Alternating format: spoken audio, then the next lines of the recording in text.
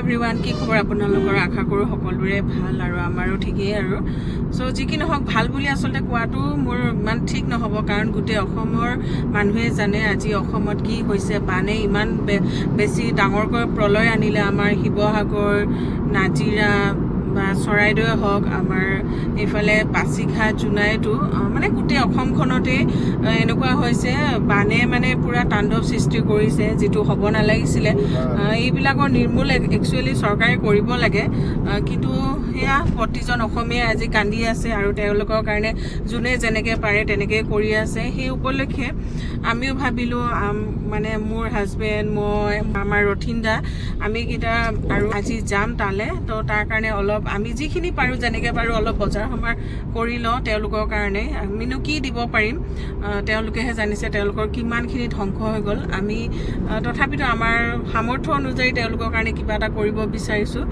এতিয়া অলপ বজাৰলৈ গৈ আছোঁ, আপোনালোকক লগ পাই থাকিম, চাই থাকিব আপোনালোকে ভিডিঅ'টো, আৰু আপোনালোকে যোনে যেনেকৈ পাৰে তেনেকৈ তেখেতসকলক সহায় কৰক, সহায় কৰিবলৈ চেষ্টা কৰিব, তো সহায় কৰি যাব।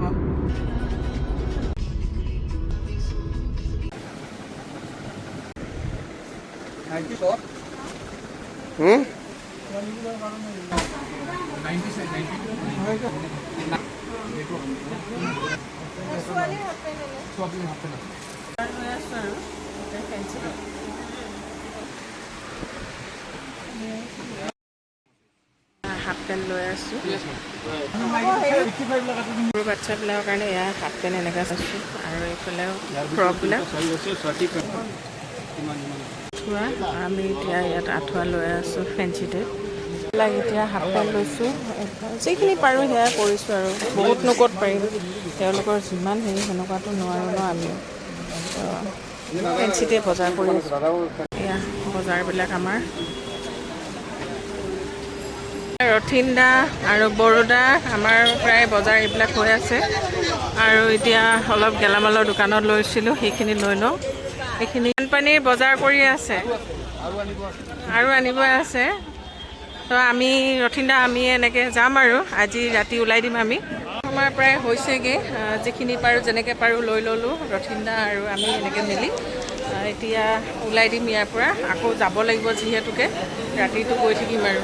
এতিয়া ঘৰলৈ ৰিটাৰ্ণ হৈ আছোঁ, তাৰপিছত আকৌ পেকিংবিলাক ঠিক ঠাক কৰি আমি ওলাম আৰু।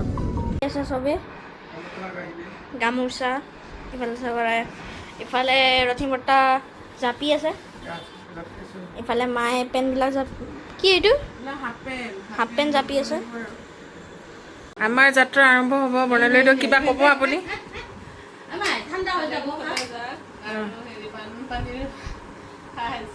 তাকে যিখিনি পাৰোঁ আৰু ন।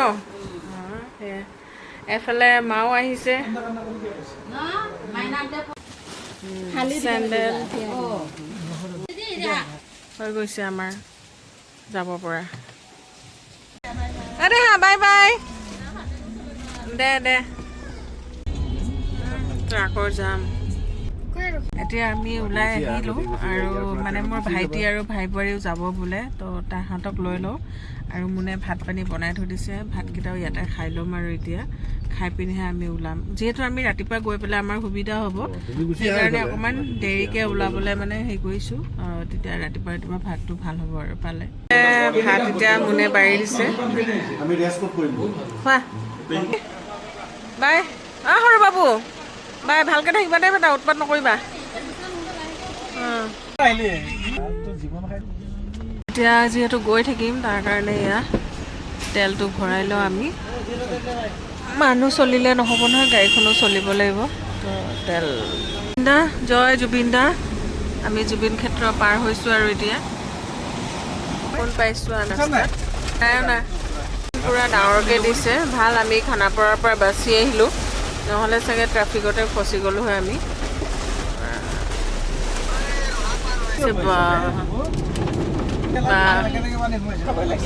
ভাইটিহঁতো আহি আছিলে, তো ইহঁতকো ইয়াত নগাঁওখিনিত লগ কৰিছোঁ। পূৰ্ণ, তোমালোকে গৈ থাকিবা আৰু ন।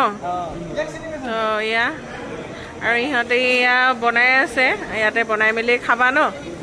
এতিয়া ভাল লাগিলে তোমালোকক ইয়াতে লগ পাই গ'লোঁ। আমাৰো মানে পটককৈ অহা হৈছে, যি কি নহওক ভাল লাগিছে। এইফালে ইয়াৰ গাড়ীত গোটেই বস্তু লৈ আহিছে কাইলৈ তাতে দিবলৈ বুলিয়ে বহুত ভাল মানে কাম আৰু কৰিছে ল'ৰাখিনিও আমাৰ একে জেগাৰে মানুহ তো আমি আমাৰ ভাগে আহিছোঁ আৰু সিহঁতি ভাইটিহঁতেও আহিছে তো ইয়াতে লগ পাই গ'লোঁ চবকে নগাঁওখিনিত তাৰপিছত এতিয়া আমি আকৌ গৈ থাকিম আৰু বৰষুণ দিছে কিন্তু তাতে নাজানো কি পৰিৱেশ আমি এতিয়া আহি থাকোঁতে বহুত বৰষুণ পাইছোঁ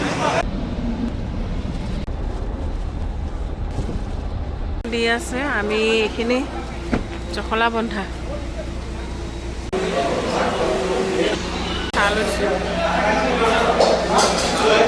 সোমাই আছোঁ কাজিৰঙা তো এইখিনি জেগাত হা হাল্লা হৈ আছে নেকি অ'কে ন' প্ৰব্লেম গৈ আছোঁ আৰু নহ'লে টোপনি যায় সেইকাৰণে কথা বতৰাৰ মাজেদি আমি পাৰ কৰি আছোঁ দিন মানে ৰাতিটো ৰথিনাও ধুনীয়াকৈ কথা বতৰাৰ মাজেদি আমাক লৈ গৈ আছে সুখ দুখ দুইটা বস্তুৱে আছে তো আমি কাজিৰঙাৰ ৰাষ্ট্ৰীয় উদ্যানৰ মাজে মাজে গৈ আছোঁ মানে ৰাষ্ট্ৰীয় ঘাইপথেৰে গৈ আছোঁ আৰু স্পীড লিমিট চাই পিনে যাব লাগিব কাৰণ কিয় নহ'লে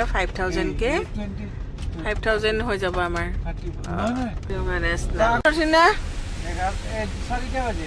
অঁ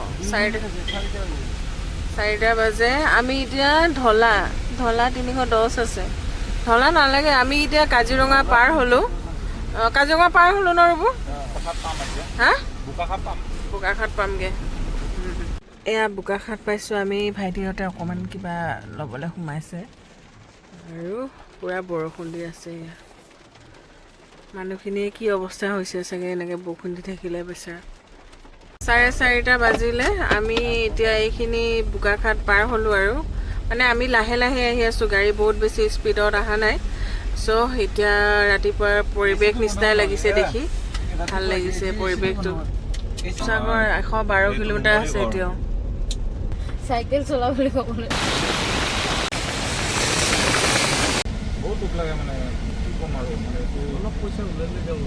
ৰাতিটো আহিলোঁ কিন্তু এটুপো মানে চকুটিপ নমৰা নিচিনাকৈ গ'ল এতিয়াহে চকুকেইটা অকণমান বিষাইছে এইফালে কিন্তু বৰদাই মাজে মাজে অলপ শুইছে এতিয়া টোপনি মাৰি আছে ৰথিনাই হাল্লা কৰি আছে তো ৰথিনা অহাৰ কাৰণে ভাল লাগিছে কাৰণ ৰথিনাই মানে আমাক এণ্টাৰটেইনমেণ্ট বুলি কয় যে কথা এষাৰ সেইষাৰৰ মাজে মাজে দি আছে মানে দুখৰ মাজতো ৰথিনাই আমাক মানে অলপ সুখ দি আছে চ' এতিয়া এই বৰষুণ দি আছে কিন্তু আজি পূৰা আমি গোটেই ৰাস্তাই বৰষুণ পাই আহি আছোঁ নাজানো পৰিস্থিতি তাত কেনেকুৱা এতিয়া আমি গৈ পিনে শিৱসাগৰত এগৰাকী মোৰ পেহী থাকে তাৰ তাত সোমাম তাতে অকণমান গা পা ধুই চাগে ফ্ৰেছ হৈ তাৰপিছতহে আমি অকণমান লাহেকৈ ওলাম আৰু যিখিনি বস্তু আনিছোঁ সেইখিনি দিবৰ কাৰণে বুলি তো এতিয়া এয়া অন দ্য ৱে আছোঁ শিৱসাগৰ পোৱাগৈ নাই লাহে লাহে আহি আছোঁ যিহেতু শিৱসাগৰ পাবলৈ চাগে আৰু 70 কিলোমিটাৰমান আছে এতিয়া আৰু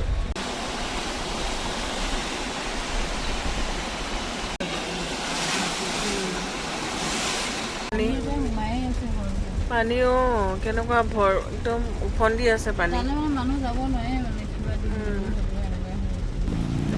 পুৰা দি আছে পানী পুৰা উফন্দিয়ে আছে একদম এইবিলাক মানুহৰ পানী তলতে এতিয়াও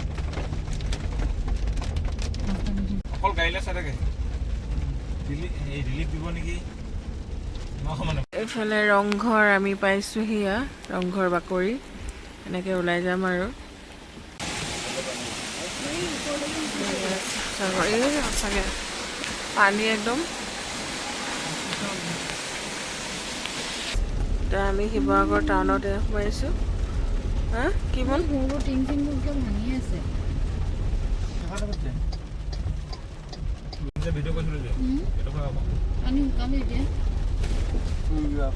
ৰাস্তাত একদম কেনেকুৱা পানী